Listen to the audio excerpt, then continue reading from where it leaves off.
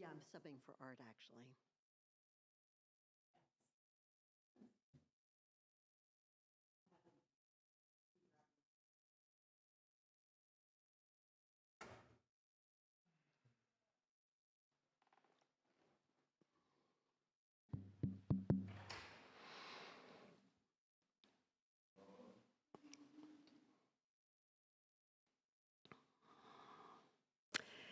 Good morning to those of you who are in person here in the sanctuary, and for those of you who are online. I'm actually subbing for Art Ewart today, and welcome to Sunday morning meditation. So I invite you to plant your feet firmly on the ground. Perhaps have your back erect, straight back in your chair, but relaxed. And if you will, just find your breath. One breath at a time, we find our way into the presence. We'll meditate for 20 minutes.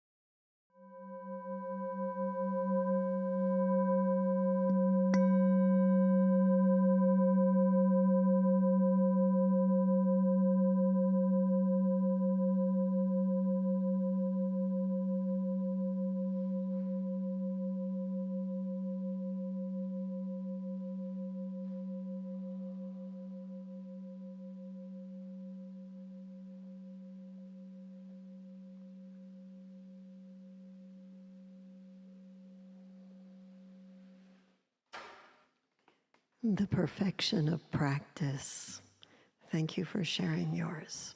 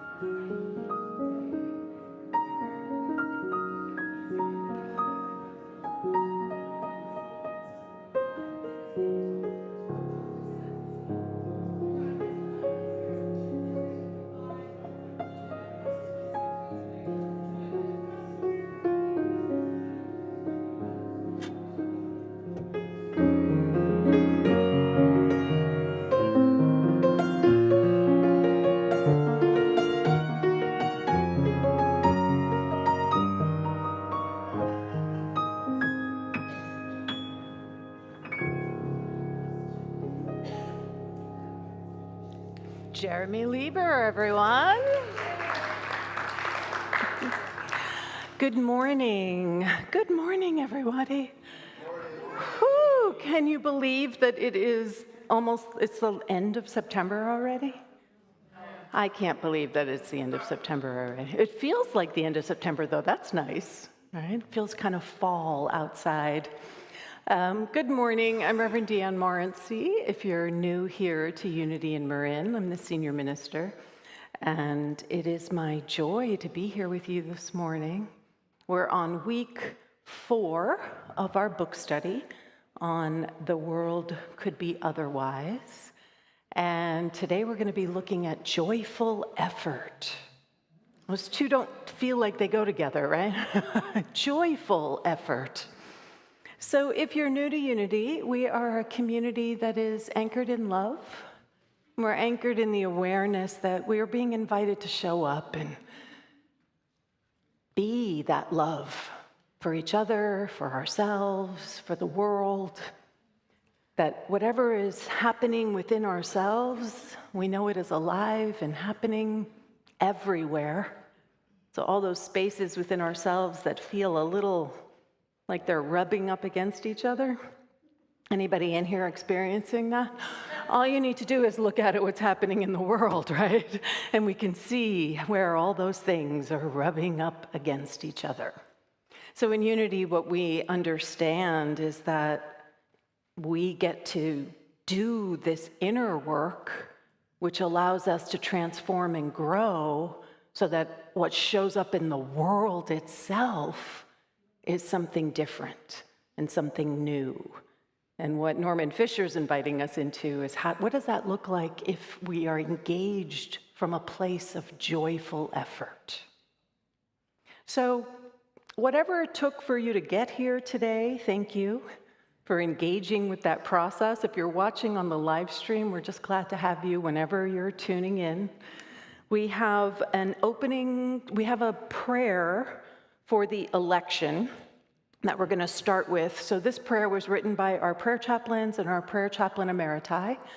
And the idea is to invite the entire community to hold and anchor this prayer for the election.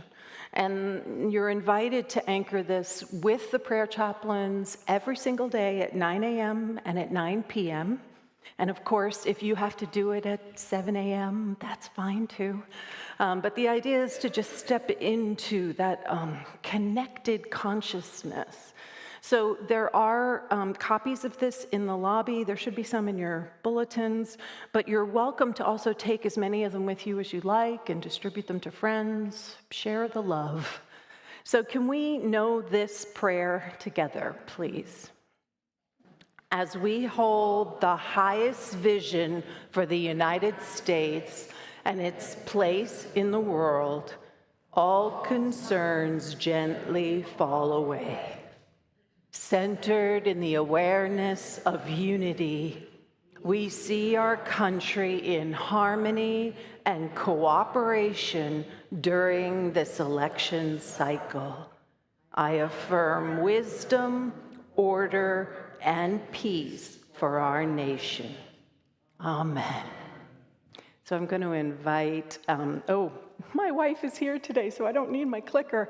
I'm going to invite Momo Cortez to come on up and lead us in our opening song. The invitation is to just let this be how you get centered in the right here and the right now. Please join me.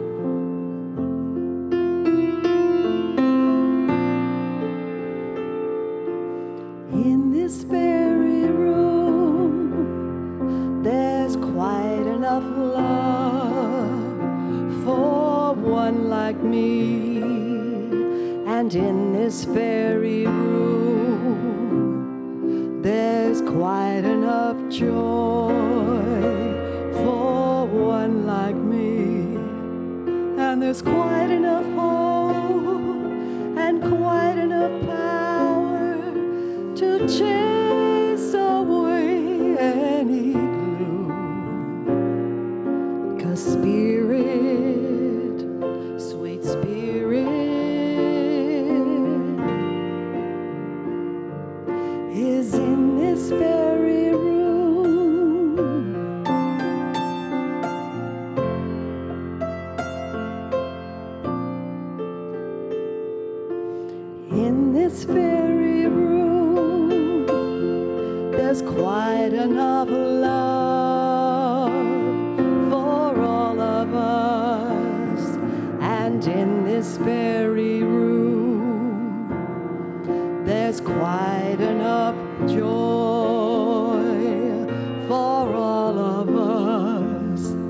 And there's quite enough hope and quite enough power to chase away any gloom.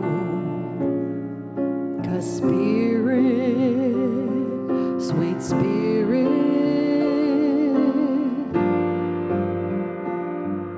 is in this very room.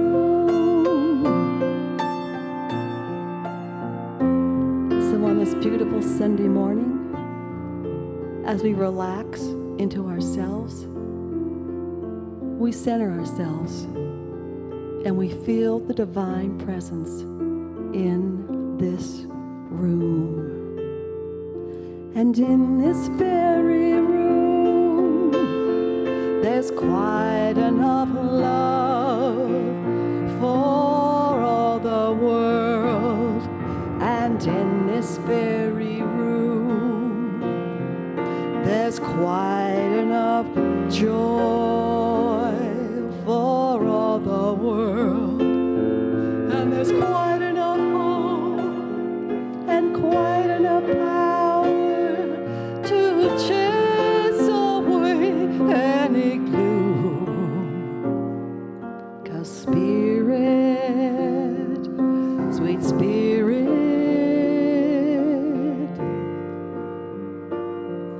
is in this very room.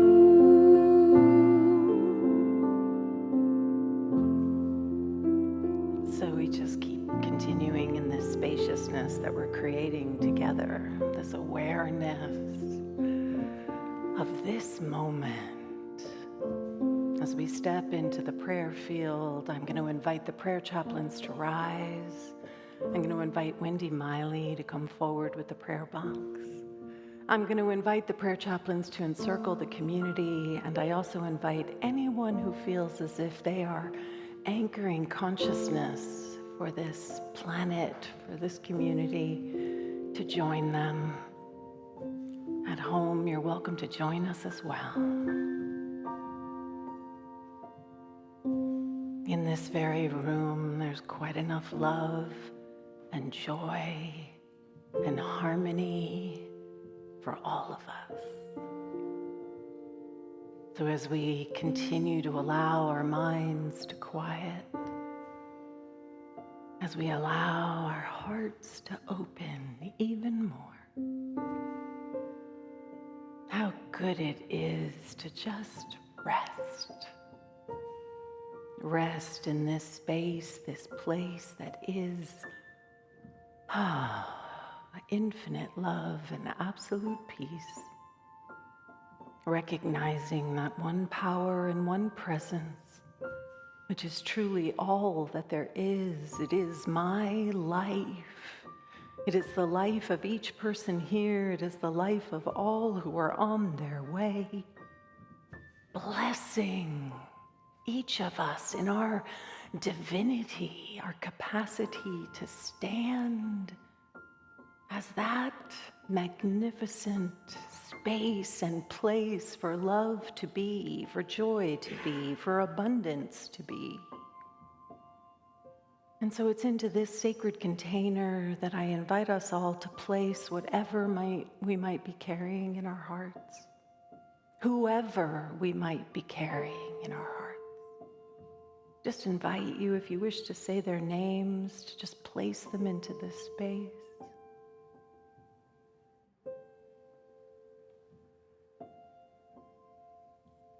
And what we know in unity is that from this one presence, one power, that none of us are separate. And so we welcome this understanding of wholeness. So where there is healing being called for, I see it already answered. I see divine wholeness and health. I see abundance. I see divine jobs and divine housing and divine relationships.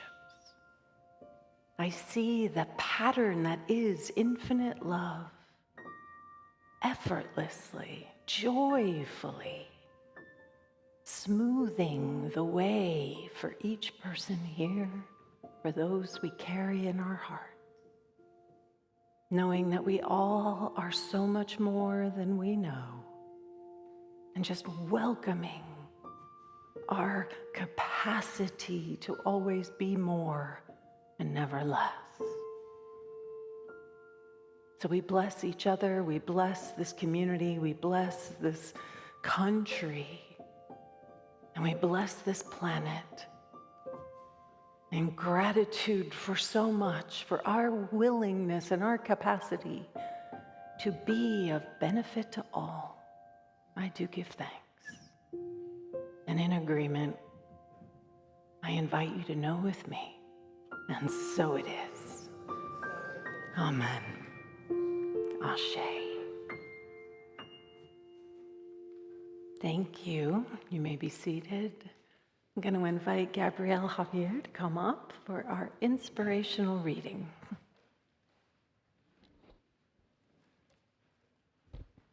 Good morning.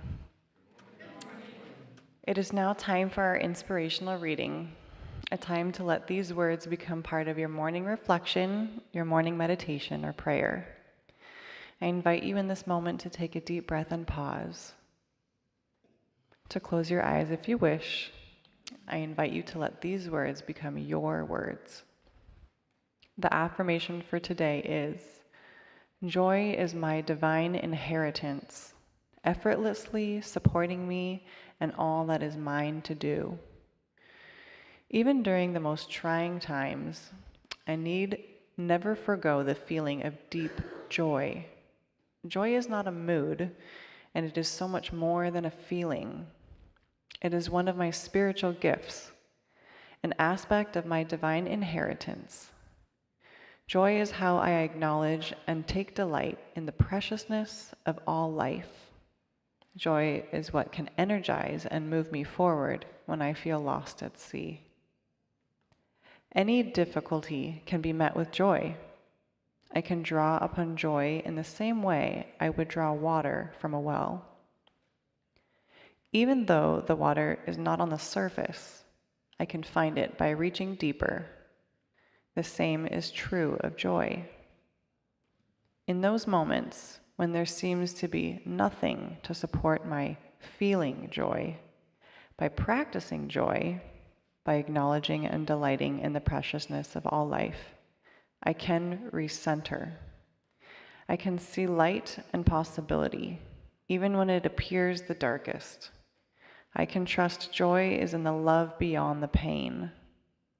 It is in the health beyond the illness, and the forgiveness beyond the hurt. In joy, I anchor the divine in all I say and do. Once again, the affirmation for today is, joy is my divine inheritance, effortlessly supporting me and all that is mine to do. Please know this with me. Joy is my divine inheritance, effortlessly supporting me and all that is mine to do. And so it is.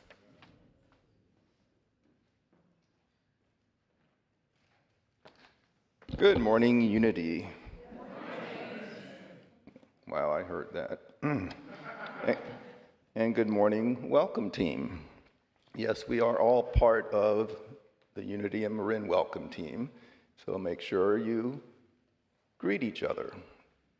Hugs, hellos, goodbyes. All right, we have a potluck in the courtyard after service, and it is a potluck, so we encourage you to bring your treats, your goodies. Just drop them off in the kitchen on your way in. We've been having some really good snacks these days. And any first-time guests, there's a table set up outside for any questions that you might have. There's also a board table, so if you have any questions about the runnings of Unity and Marin, just talk to one of the board members. All right, connecting with text. You can text the word welcome to 415-991-7111. You can also follow us on TikTok, Instagram, and Threads. And Threads is a new platform on, I believe, Facebook. I was thinking about the Yellow Pages, and there's probably a lot of people that, well, I'm guessing that many of you know what the Yellow Pages are, but there's a whole new generation that doesn't, all right? And so you're that generation that probably doesn't know about Threads and TikTok. All right, in your bulletin, there's a spiritual connection card. You just fill it out, put it into the offertory basket, contact information, prayer support, and Reverend Deanne responds to anything that's on there. All right, upcoming events. Lots going on. This is also posted on the bulletin board right outside, so you can also go out and take a quick picture of it. And let's see, our vision. Let's know this together. A world spiritually awakened and transformed through realizing our divine potential. And our mission, Unity in Marin, is a loving community dedicated to spiritual growth, inclusivity, and service. We honor and care for ourselves, each other, and the natural world. And our core values, connectivity, living in an awareness of unity with all, inclusivity, cultivating a safe space to celebrate diversity and value the uniqueness of every person. Authenticity, being true to ourselves, our values, and spirit. And then we have flower sponsors. So Unity in Marin is sponsoring. We have a couple, Jackie and Art, sending love and healing energy for speedy recovery. All right. Do I see just one right there? Yeah, okay.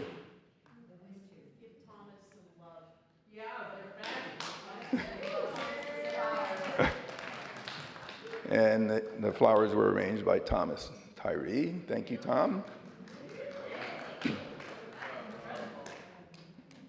And he also is responsible for a lot of the goodies that we partake in at the potluck table.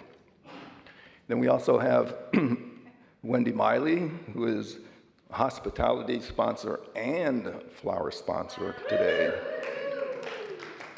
in celebration of our Unity in Marin community. And there are still spots, open dates available for sponsorship for hospitality and flower sponsors. And I'm not sure if Charcelle's trying to gain attention there. But let's wish her a happy birthday yesterday. Happy birthday.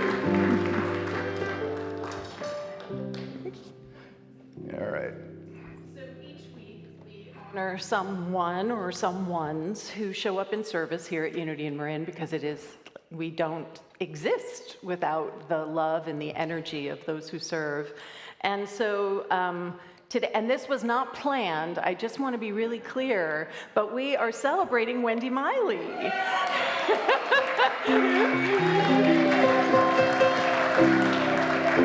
So Wendy does so much here at Unity in Marin. She's one of those people that when you say, Wendy, will you, before you even finish the thought, she's nodding and saying, yes, whatever it is, yes. So thank you, Wendy, for all you do. Today, our fabulous musical inspiration is our wonderful Melissa Masters. So we're going to bring her on up. We don't normally get to see her because she's usually with the kids. So this is a special today. You're hiding in the back room. So I feel like this is my theme song when I read the words for this song.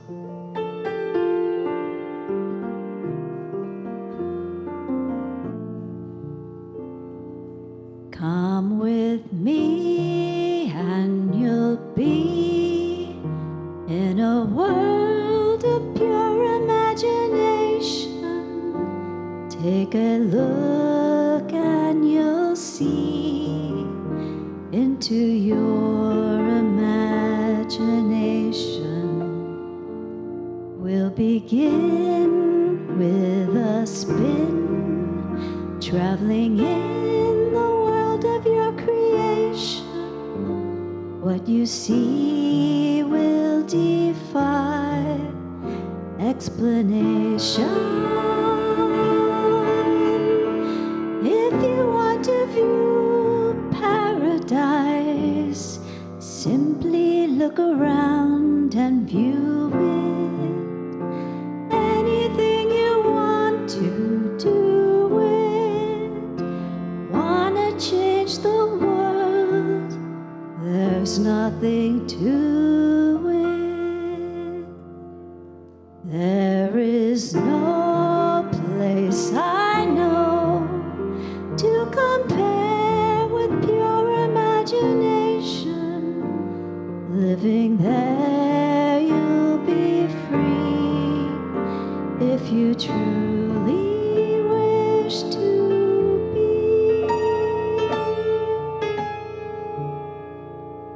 If you want to view magic lands, close your eyes and you can see one. Wanna be a dreamer, be one. Anytime you please, simply save me one. Come with me and you'll be in a world of pure imagination.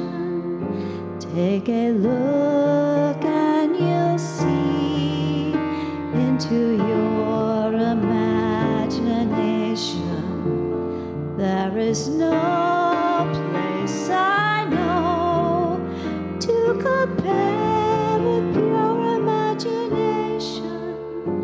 Living there, you'll be free if you truly wish to be. So go there to be free if you truly wish to be.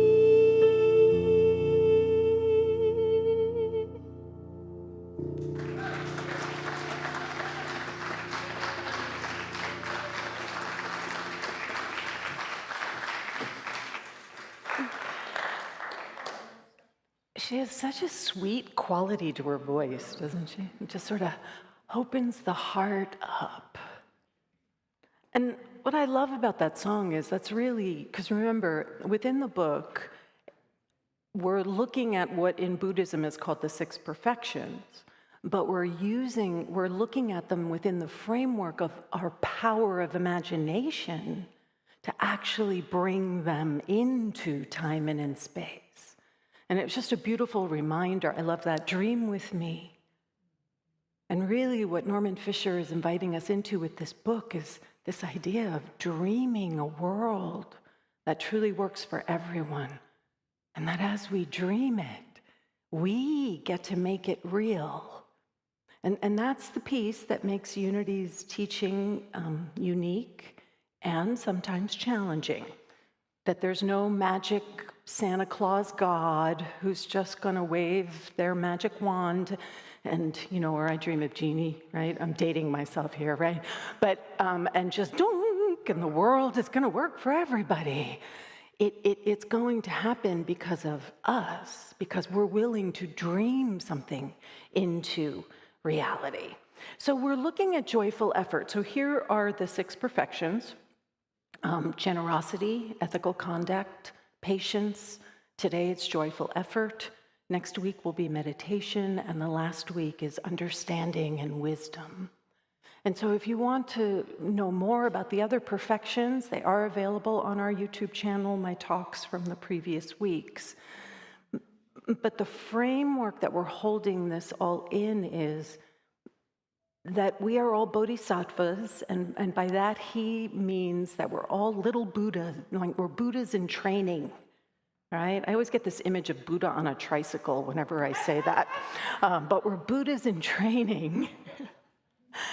And it aligns with what we in Unity understand to be the Christ consciousness, this eternal cosmic principle of love that we are being invited to step into.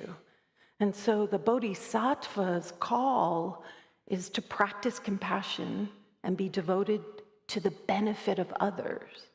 And I've said it before, and I'll say it again, one of the shadow aspects of New Thought teaching is that we can become very self-absorbed because we know it's an inside job and we know that we have to do the work here.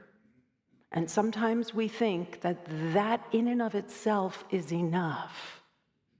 And what I want to remind all of us is that our work is actually to be it in time and in space, not just in our own little cocooned experience. Does that make sense to everyone?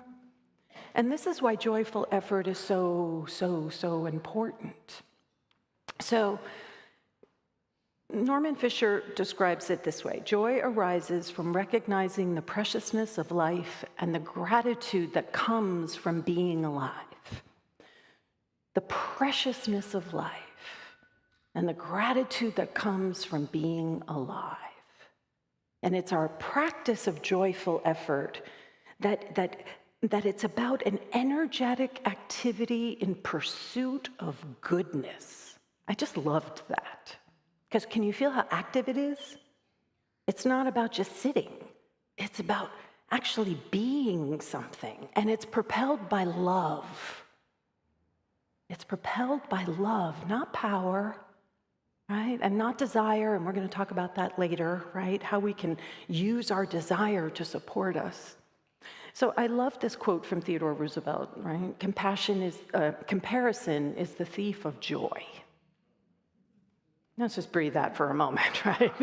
Comparison is the thief of joy. Now, that might be true for ourselves. We might be feeling pretty good about something, and then we look at what we did in comparison to somebody else, and all of a sudden we don't feel so good about what we were doing. But it's also comparing other people. It's the comparison that we project outward onto the world. It's actually stealing our joy as well. And at the Marin Interfaith Breakfast in May, I was one of the speakers there, and so was Abbot Giroux from the Green Gulch Farm.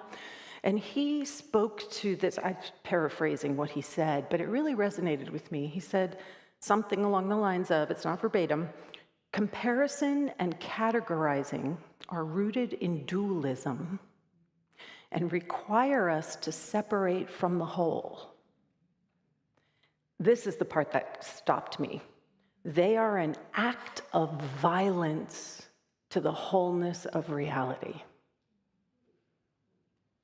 An act of violence to the wholeness of reality. Whenever we are purposefully engaging in something that is about separation, it is actually an act of violence to ourselves, to the world, to the truth of what reality is.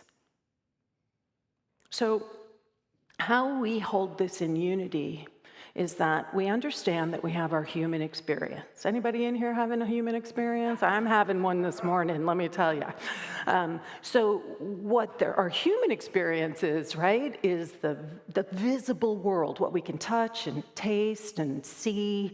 It's the things that happen within us, like transitions, the loss of a job, the gaining of a grandchild, the fact that we're growing older. It's pain, it's success, it's all those things that are just sort of happening in time and in space. And we can have a lot of focus on those things. What we're invited to in unity is to understand that the truth and the absolute and wholeness are always there, right? You see them there, but they don't have our focus. Instead, we're focused on our humanness. But what if we flip that? What if the focus is on the truth and the absolute and the wholeness and love and joy? And it doesn't mean that we still don't experience loss, and it doesn't mean that we still don't experience pain, but can you feel how just the perspective shift can allow us to realign in a different way? So we are divine humans. Now, how Norman Fisher talks about it in the book is he calls it binocular vision. That our human perspective is one-eyed and it lacks depth. And our divine understanding is our second eye. And that sees potential and wholeness and oneness. And what we're invited to be is have this binocular vision, so that we aren't dismissing our pain or ignoring it or, right, diminishing it or trying to separate ourselves out from our humanness. What we're invited to do is take our humanness and bring it into this larger understanding of truth. And our joy, that's where it arises from. Our joy arises from the wholeness that we are. That energy, how many people in here have ever been in the midst of some project and the amount of energy you have is just boundless? Because it's fueling itself. It's not like you're actually generating the energy. The energy is generating itself. Anybody in here ever experienced that? Anybody in here ever experienced stepping into a project and being completely depleted and being drained and having nothing? So our joy and our energy is arising from our understanding of wholeness, which is always available to us. And this process, if you've experienced it, even in the smallest piece, you know that it's regenerative. Like you're on a roll. That's how we describe it, right? Oh, I'm on a roll. Everything's just kind of going and flowing, and I don't have to effort, and I don't have to push. Everything's just kind of moving through me. But we're not passive in this process. We are active participants. This is something that we know in Unity, that we are creators.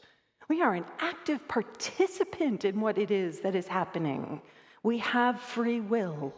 We have choice. And so my question would be, are you participating in life from a consciousness of wholeness? Or are you participating in life from your focus being all on the human experience?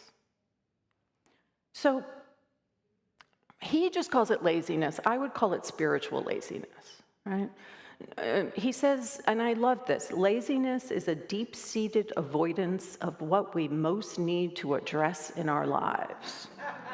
Everyone laugh at that, right, in recognition, right? All suffering arises from a false sense of separation. That's all of our pain, all of our suffering. The suffering is there because we feel separate, we feel alone, we feel disconnected. That is the need that we all need to most address in our life. Our understanding of our innate wholeness and our understanding that that wholeness isn't just ours. That wholeness is everywhere. So he goes on to say, and I changed the language of it, but it made me laugh. He says, most of us are not lazy in how much we do. We are lazy about anchoring all we do in love and wholeness and being a benefit to others. Most of us are doing a lot. Most of us have long to-do lists. Most of us have got all kinds of things happening. Most of us can feel sometimes distracted or discouraged, or all of that is because we're not anchoring ourselves in the wholeness that we actually are, and in the wholeness that everyone we're interacting with is. So, pleasure is not the same as joy. I know, it sucks, right? Wouldn't it be nice if pleasure and joy were actually synonymous? But they're not. and we mistake pleasure for joy. We do that all the time. Pleasure is what we experience in our human self. Joy is what our divine self understands about the true nature of life itself. Can you feel the difference? Pleasure is based on what is happening in an experience, and if that experience doesn't go the way you want, then guess what? Your pleasure goes away. Joy is independent of circumstance. It doesn't, and I give this example all the time. I remember when I was standing at my father's bedside as we were getting ready to unplug the machines. It was the most painful thing, and it was absolute joy at the same time to know that his suffering was over, right? It was over. And so there was this sweetness to that moment that had nothing to do with my pain, right? That we're capable of sort of holding all of this. So happiness isn't even the same as joy. Happiness is what happens in our human experience, and happiness comes and goes. I'm inviting us to understand joy as something that never shifts. It's always available to us. It's always available to us, always. So hard sometimes to remember that. So one way you can tell is that pleasure decreases the more we indulge in it. Right? Think about how you have one glass of wine, and that might be very pleasurable, but by the time you get to 5 or 6, it's not quite so pleasurable, and the next day is even worse. Joy increases the more we practice it. The more we practice joy, the more joy we have. Joy is about not being focused on feeling satisfied because of what we did. Joy itself is the satisfaction. It's kind of like practice is perfect. Joy is itself what we get to feel satisfaction for. Now, can you feel how that would help keep you energized? And how that would help keep you moving? One of the things he talks about in this book are these little dolls, which I did have a picture of, but I'm trying to keep service on time this Sunday, so I was cutting slides this morning.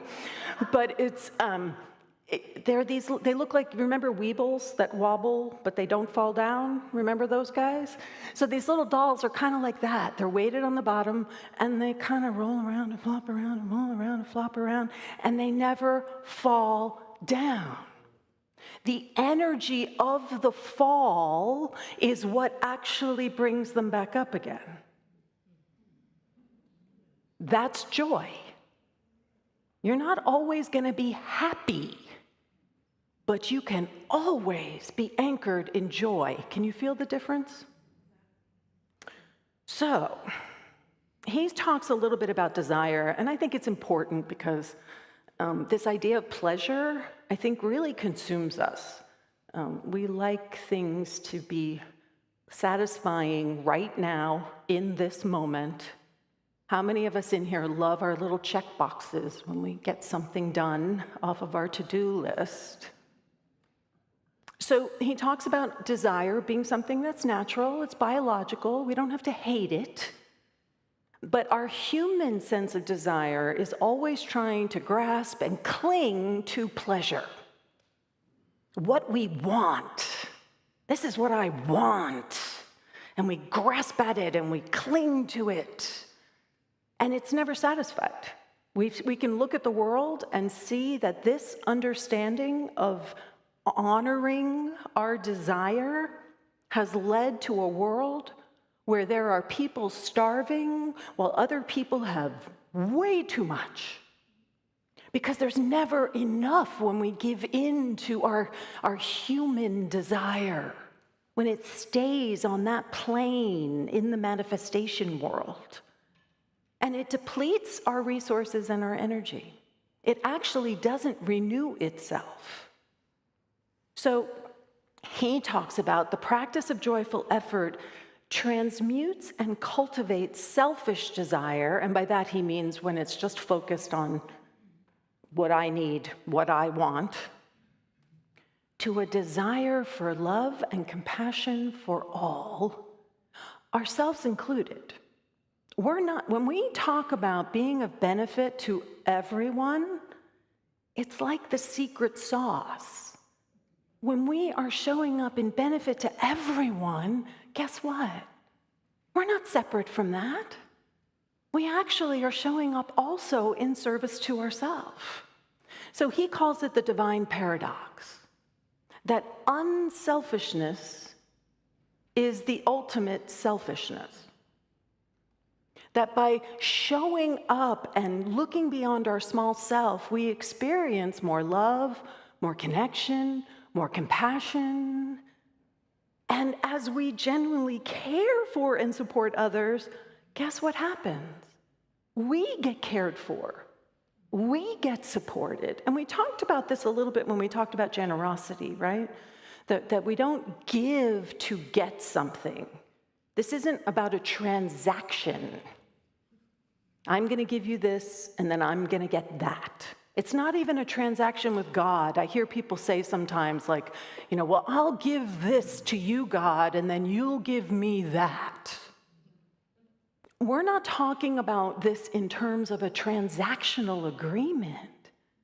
We're talking about giving freely, giving with no expectation, just with the grounded awareness that of course it's going to return to us, and it may never return to us from the source that we gave to, but we're all one. So it'll come to us in a completely different way. When we're not paying attention to that, we are actually making ourselves small. Can you feel that? When we have to have it, I want this and you're going to give me that. All of a sudden, everything gets really small.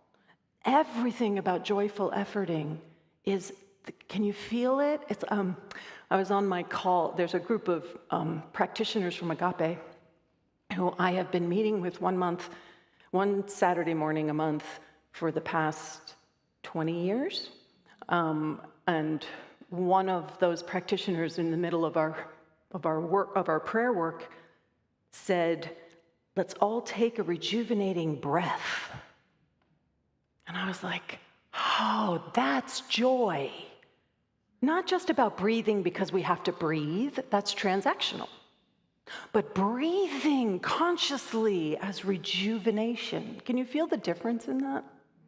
Can you feel how the rejuvenating breath is going to source us and resource us and allow us to move forward? Whereas if we're just like, okay, just breathe. Just breathe. How many people can say that to yourself sometimes? Just take a breath, just take a breath. Can we shape that in a way that we're actually accessing wholeness and light and love? And can you feel how it's not really that what you do might be any different, but the consciousness that you're doing it from is where the transformational experience happens. So wholeness equals integrity, right? If something is whole, it has integrity. It's not broken up, it's not in pieces, it has integrity. And so joyful efforting is asking us to be in integrity, to be whole. So a big part of why I picked this book is because of the practices, right? We get to practice something concrete. And so this is one area where you can practice this week. You can notice when your impulses do not align with love. I would say notice when your impulses don't align with abundance. How many times do we say, I don't have enough time? There isn't enough time. There is an abundance of time. There truly is. It may not fit into your timeline, but that doesn't mean that there isn't an abundance of time. Notice when you choose to counter your heart. We know that feeling, right? Your heart is telling you to do one thing, and your mind is telling you, but no, no, no. I can't do that. It'll make me too vulnerable. It'll make me seem weak. Somebody might take advantage. We have a whole narrative that we put in place, right? So just notice it. And this isn't to say that we can't have healthy boundaries. I want to be really clear. We get to have healthy boundaries. We get to engage with our heart and try to figure out, is our heart feeling this way because of childhood patterns, because of our own sense of not enough, right? This is about an inner experience, but you want to notice when things seem to be incongruous. Notice any desire to deceive yourself or others. My wife always laughs at me because I honestly don't know how to lie. I don't know how to do it, and really, I used to be really good at it, at lying. And it hurt. Talk about violence, right? Violence to the wholeness. And so I don't even really know how to do it successfully or clearly. And it doesn't always help me that I don't know how to lie. I've had to learn how to be honest and kind. I've had to learn how to be authentic and compassionate. Can you feel that? Right? But that doesn't mean that I haven't also at times deceived myself about where I am, about how far I've come, about what's important. We all have blinders on. We all cannot see the wholeness of who we are. So just notice that impulse. Notice the impulse for deception. Small deceptions, little white lies, small deceptions, and big ones, right? And those big ones where it can be a deception to not be telling somebody about something. Can you feel that? That can be a deception because you're not allowing yourself the wholeness that you are. Now, remember when we first were coming up with our core values, can you feel how this is all about authenticity? This is all our core value of authenticity. And I remember there was a group of people that were very concerned about that word choice because they didn't want it to be used in a way that gave permission for people to be jerks, right? And we've all experienced this. I need to tell you what I feel. I need to be honest with you about what a jerk you are. Right? We've all been on the other end of that. That is not what I'm talking about. Is everybody clear? I'm not talking about blaming somebody else for something. I'm not talking about making anybody wrong. This is where we have to engage in the place where we aren't separate from the person who we're connected to, who we're talking to, who we're in relationship with. We may be having our own feelings, and that's our inner work. Nobody can make you feel something. Breathe into that. Because we tell people that all the time. You made me so angry. No, they didn't make you angry. They said something that triggered you. Can you feel the difference there? Now, you get to decide that if there is somebody in your world who is continually dismissing you or diminishing you or making you small or not listening to you, I mean, the list can go on, right? They don't have to be in your world, immediate world, but are they in your world? Yeah. They can't be shoved out completely. So we get to do the work for ourselves, and that should be a joyful effort. That should be about connection. That should be about love. That should be about compassion. That should be about letting go of the comparisons and the judgments and allowing yourself to show up in a way that creates a space for transformation between you and potentially for them. You're not in charge of their journey. But can you feel how we are being invited into something bigger than our small little needs? We're being invited to pay attention to the larger picture. Notice what choices deplete you. You know what those things are. That when you do them, you come out the other end of it and you're like, oh my God, I'm so exhausted. Now, it doesn't mean that there are things in life we have to do, people. I mean, there was this whole thing around like, do what you love and the rest will follow, right? There's this whole like sunny rainbow kittens and butterfly thing that if I just do what I love, I don't have to ever do anything that I don't really want to do. Can you feel how that's only about your small sense of self? I do what I love, and that is going to require me to be an active participant in life. And there are going to be times when I'm going to have to move through things that are challenging. There are times when I'm going to have to move through things that I don't necessarily want to do, but they are in service to the larger good. And because of that, they don't deplete me. But I have to hold that consciousness. If I'm not anchoring my own actions in that consciousness, then yeah, we get resentful, we get angry, we can feel depleted. Chris has been recovering, and I made an intention for myself that whatever she needed, I was going to say yes immediately. Right? Like, that's a hard position to be in when you're recovering from something and you can't do something on your own. And so anytime she asked for something, I would say, absolutely, right? Yep, you got it. You got it right now. Okay, you want it now? Let me do it for you right now. Didn't matter what was going on in my world. And you know what? It was such a joy. I mean, I really want to be clear. Like, it was a joy to show up like that. She was kind of in shock. She kept saying, I'm sorry, I'm sorry. I kept saying, stop apologizing. This is good. This is good to be a benefit to others. I'm actually not being drained by this. Can you feel that energy? That it's really about where you come from, not what it is that you're necessarily doing. We got to live from wholeness and act from love. That is where our joyful effort becomes something that we can look forward to. Lucille actually has a lot. The fundraising team, Monica, Lucille, and Nancy, have been modeling joyful effort with this auction.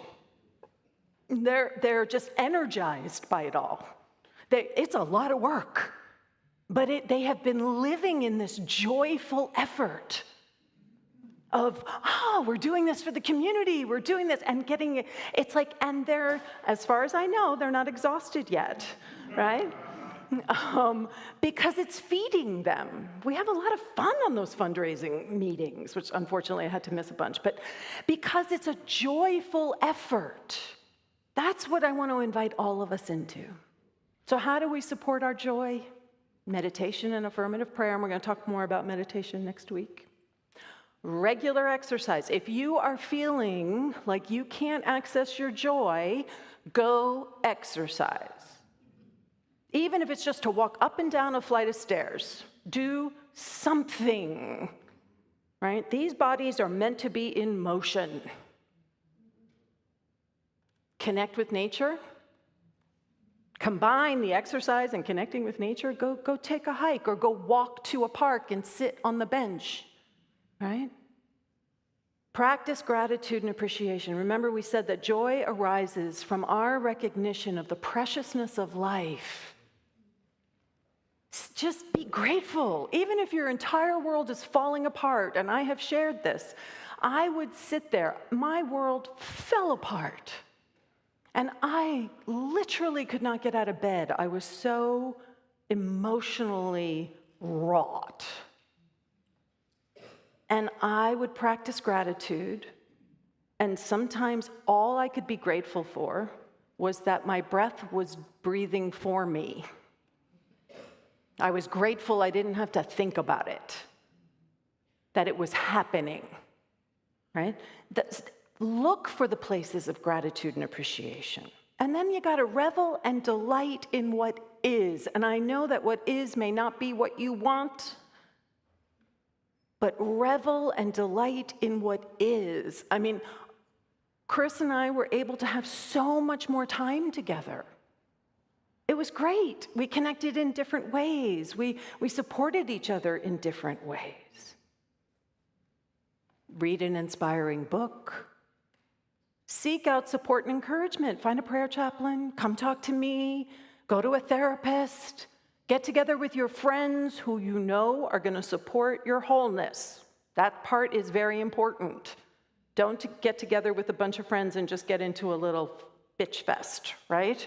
You want to have friends that are going to support you in anchoring joy and anchoring your autonomy to choose joy.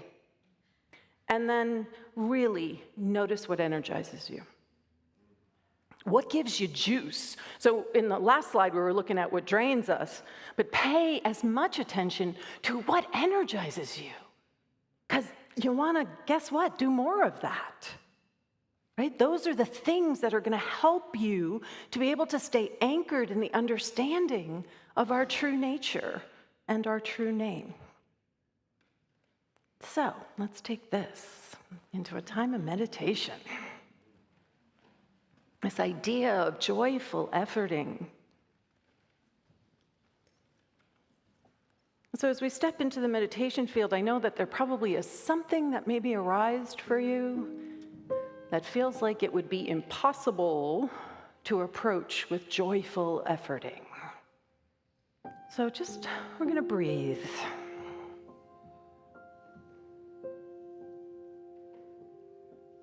We're going to recognize in this moment that there's nothing we need to do or become, that joy is our divine inheritance right now.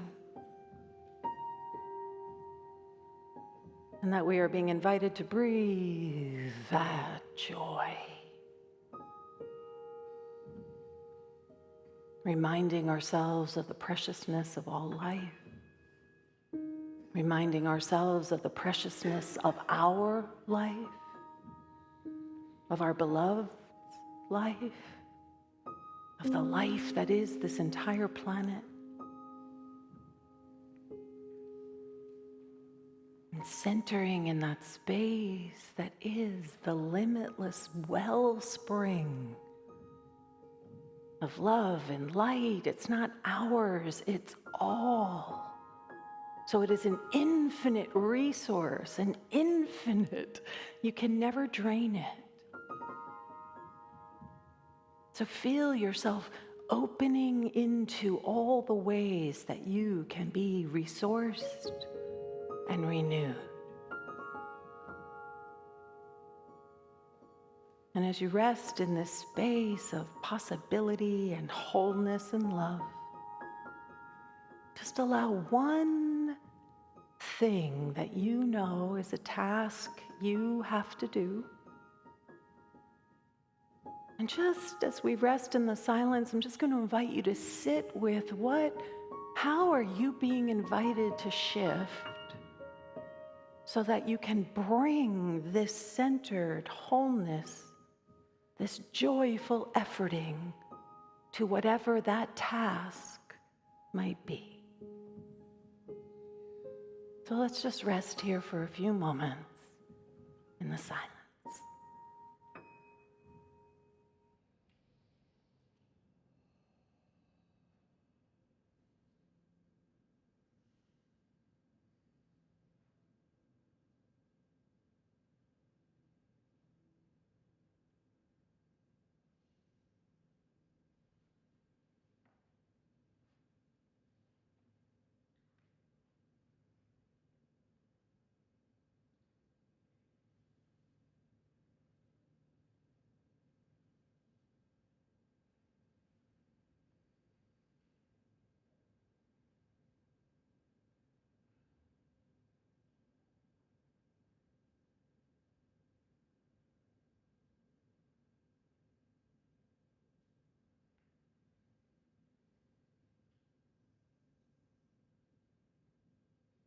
How good it is to be still and know that joy is our true nature and true name, and that we can access it and share it and move and breathe and choose from it There is no task that is too overwhelming for that inner awareness of joy and love. And so I see and I know that we are all going forth knowing that this process of integrating joy in our activities, that this is just unfolding for all of us in perfect time, in perfect order, not our time in our heads, but that divine timing. And that we can rest in that. That clarity always can make itself known. And that we're just open and available to bringing this innate capacity for joyful effort to everything and anything that we are being invited to do. Just standing in gratitude and awe, gratitude and appreciation for the preciousness that is life. And so it is. Amen. Ashe. And our affirmation today is joy is my divine inheritance, effortlessly supporting me in all that is mine to do. Can we know this together, please? Joy is my divine inheritance, effortlessly supporting me and all that is mine to do. And so it is.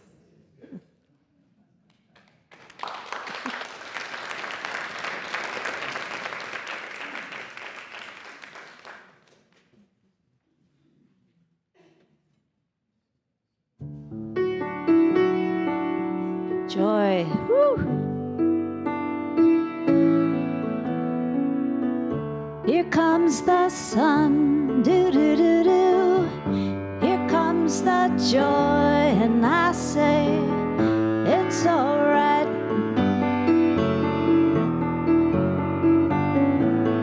Little darling, we've had some long and crazy winters. Little darling, it feels like years since it's been clear. Here comes the sun, do-do-do-do. Here comes the joy, and I say, it's alright.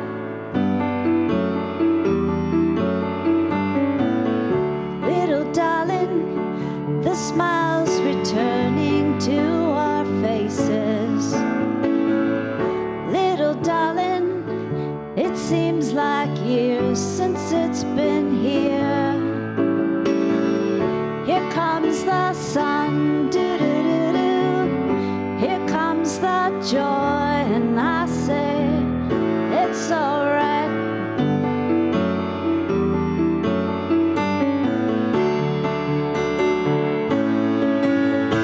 Joy, joy, joy, here it comes.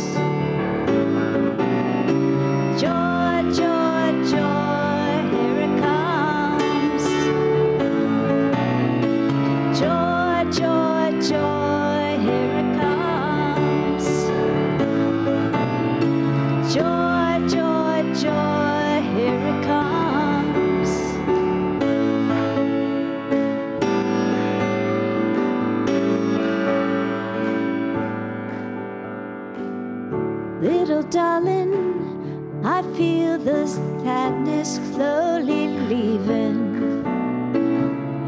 Little darling, it feels like years since it's been clear. Here comes the sun, do-do-do-do. Here comes the joy, and I say, it's alright. It's alright. Joy, it's alright.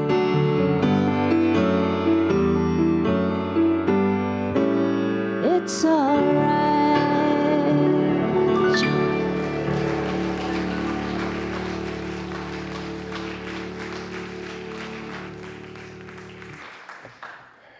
Thank you, Melissa. Thank you, Reverend Deanne. You do have a very sweet voice. Wow. All right, I'm going to invite Nancy and Lucille up to talk about our auction. And pavers.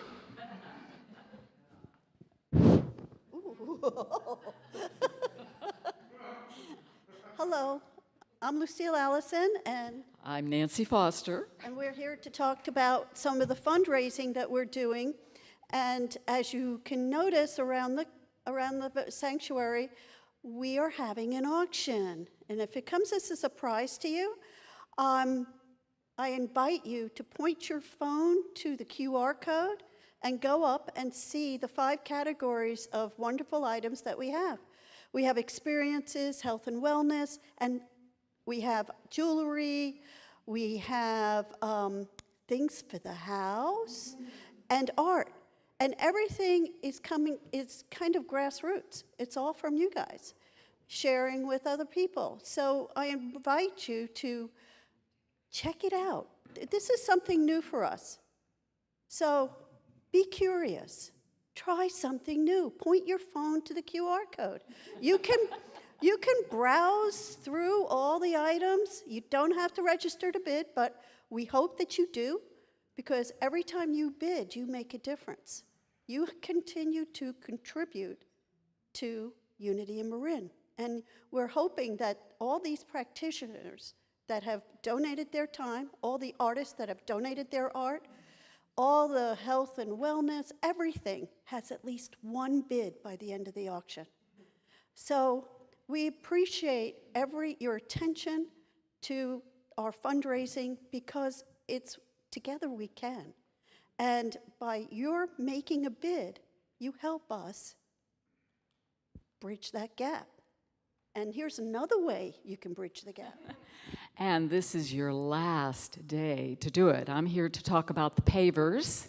And it actually ends tomorrow, September 30th, but the office is not open on Mondays.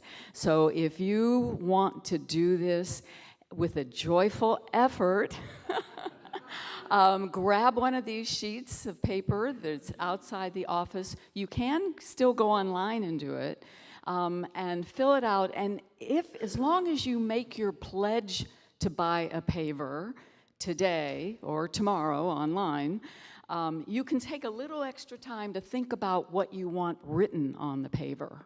Okay, but you must really do it no later than tomorrow. Today would be preferable. And so I think that's all I need to say about that. Okay, thank you.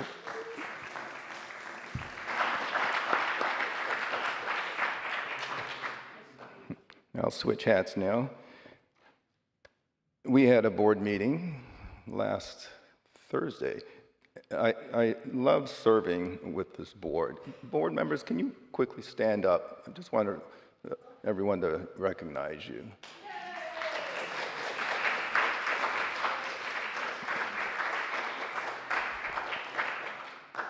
All right. You heard about the auction and the paver campaign. So there was a lot of discussion in our meeting about that. And one of the biggest things is the progress that's been made towards the fence. And everyone's probably heard about the fence.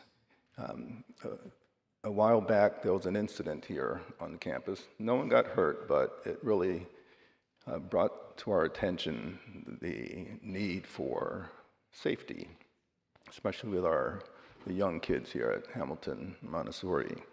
And so we've selected a contractor to do the fencing, and there's still some work to be done, but hopefully by the end of the year, we will have a beautiful, safe, secure campus.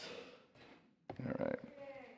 Yay. And I want to recognize Kevin Seaver for all the work that she's put into that.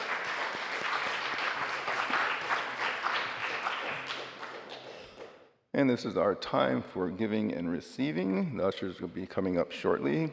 And just a reminder, there's a envelope in your bulletin, the Church Center app. QR code if you're live streaming.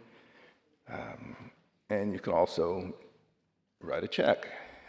Checks are like the yellow pages, right? Yes. But some people still do it. All right. And good time to put the spiritual connection card in the basket as it comes around. Let's say our offering affirmation together. I am the power of abundance, giving and receiving gratefully with joy. And I'd like to bring Melissa back up. Speaking of joy,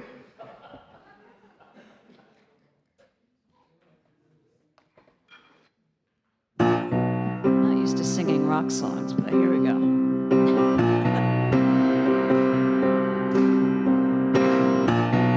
Jeremiah was a bullfrog, but he's not a good friend of mine, 'cause I never understood the words to this song. They confuse me all the time. Yes, they confuse me all the time. But I sing joy to the world. All the boys and girls now. Joy to the fishes in the deep blue sea. Joy to you and me. Now if I were the queen of the world, I'd tell you what I'd do. Well, I'd throw away the bars and the cars and the wars and spread my love to you. I'm singing joy to the world. All the boys and girls now. Joy to the fishes in the deep blue sea. I say joy to you and me.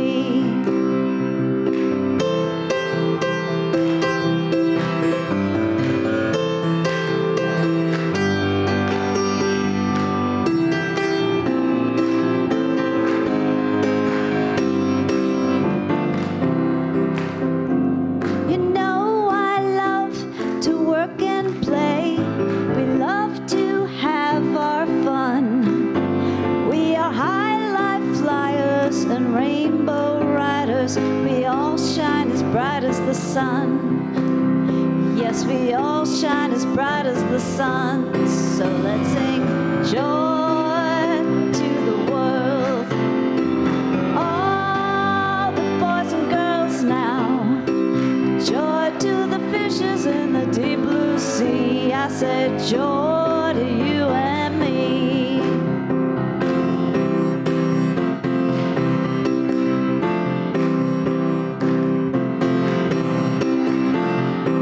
Joy to the world. Joy to you and me. Joy to the world. Joy to you and me. I'm singing joy to the world.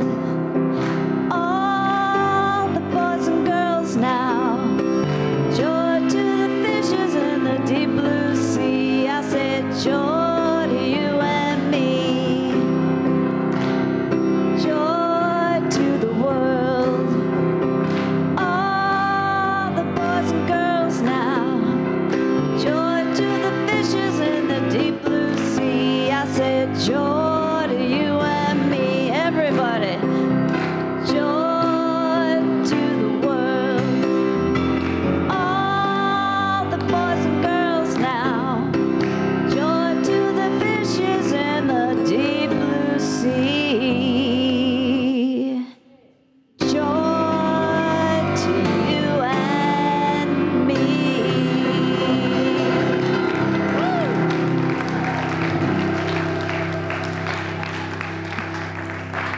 So we're going to do our blessing of the youth, and because they're here. So we're going to do it here now for in service. So we're going to extend our hands and our hearts. We're going to bless the youth that's here, the youth of the world, the youth that we are in our hearts. I invite you to know this with me. You are the perfect expression of divine light. We love you exactly exactly the way you are. And so it is.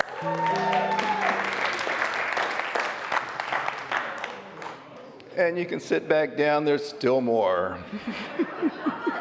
Not much. All right. That's coming. All right. So remember auction bidding. We have auction bid brunch October 6th. So join us in the courtyard for mimosas and sangria. Ooh. All right. And then Words That Made the Difference. There's a play by Dr. Cindy Acker. It's on Saturday, October 5th at the Novato Unified School District. It's free.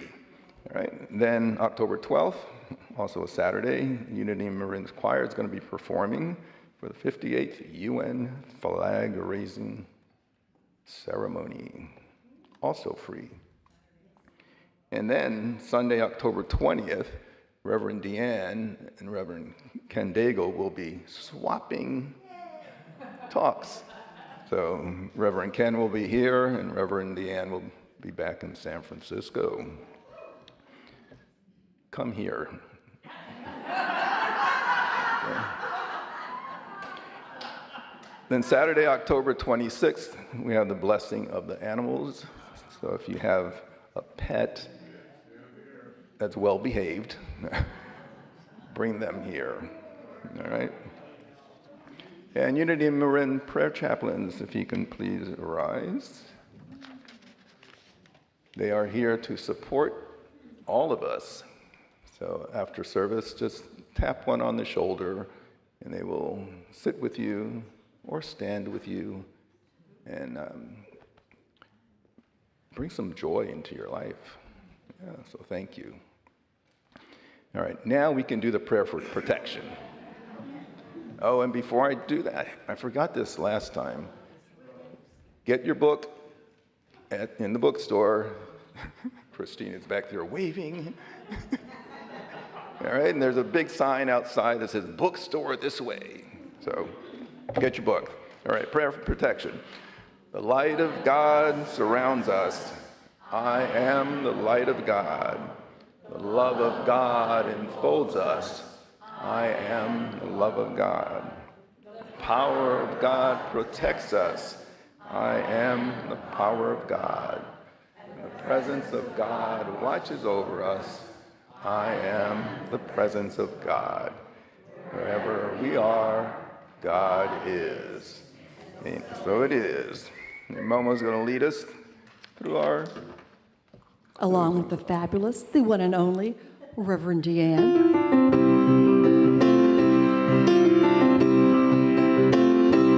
Gratitude before me, gratitude behind me, gratitude to the left of me, gratitude to the right of me, gratitude above me, gratitude below